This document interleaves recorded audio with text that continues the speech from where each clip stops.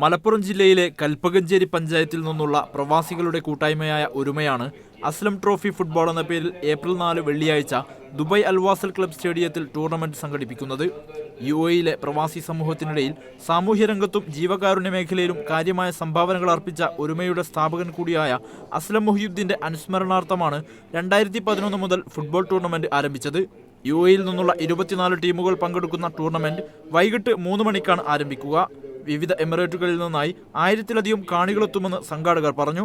സന്തോഷ് ട്രോഫിയിൽ കേരളത്തിനു വേണ്ടി 3 പ്രാവശ്യം ജേഴ്സി അണിഞ്ഞ കൽപ്പകഞ്ചേരി സ്വദേശി സി നാസിറുദ്ദീൻ ഉൾപ്പെടെ പ്രമുഖ താരങ്ങൾ കളിയിൽ ബൂട്ടണിയും. ടൂർണമെന്റിലൂടെ ലഭിക്കുന്ന വരുമാനം നാട്ടിൽ ജീവകാരുണ്യ പ്രവർത്തനങ്ങൾക്ക് ചിലവഴിക്കുമെന്ന് രക്ഷാധികാരികൾ വാർത്താസമ്മേളനത്തിൽ പറഞ്ഞു.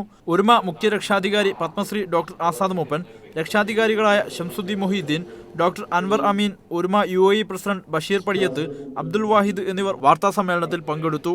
Media 1 Dubai.